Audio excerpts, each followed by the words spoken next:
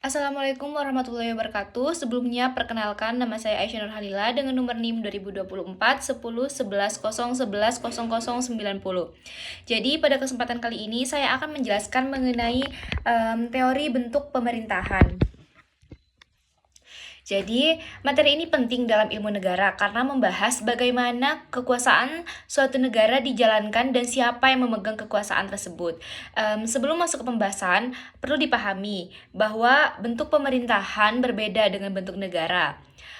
Bentuk negara menjelaskan susunan negara, misalnya negara kesatuan atau negara federal. Sementara itu, bentuk pemerintahan menjelaskan siapa yang menjadi kepala negara dan bagaimana pemerintahan dijalankan.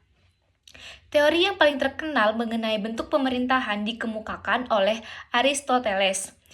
Menurut Aristoteles, bentuk pemerintahan dibagi menjadi 6, yaitu 3 bentuk yang baik dan 3 bentuk penyimpangannya.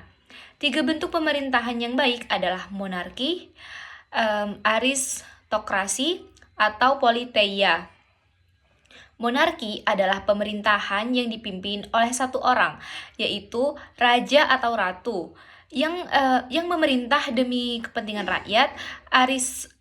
Aristokrasi adalah pemerintahan yang dijalankan oleh sekelompok kecil orang yang dianggap bijaksana dan memiliki kemampuan memimpin. Sedangkan politeia adalah pemerintahan yang dijalankan berdasarkan hukum dan konstitusi untuk kepentingan seluruh masyarakat. Bentuk ini dianggap sebagai cikal bakal sistem demokrasi modern. Sementara itu, 3 bentuk penyimpangan adalah tirani, oligarki, dan demokrasi menurut pengertian Aristoteles. Tirani terjadi ketika seseorang penguasa menggunakan kekuasaannya hanya untuk kepentingan pribadi. Oligarki adalah pemerintahan yang dikuasai oleh sekelompok kecil orang dengan kepentingan golongannya sendiri. Sedangkan demokrasi, menurut Aristoteles, merupakan penyimpangan apabila kekuasaan mayoritas digunakan untuk kepentingan sekelompok mayoritas saja tanpa memperhatikan keadilan bagi seluruh masyarakat. Pengertian ini berbeda dengan demokrasi modern yang justru menjunjung tinggi persamaan hak dan kedaulatan rakyat.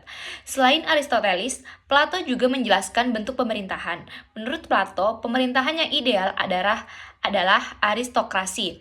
Namun, seiring berjalannya waktu, pemerintahan dapat mengalami kemunduran menjadi timokrasi, oligarki, demokrasi, hingga akhirnya tirani akibat menurunnya moral para pemimpin.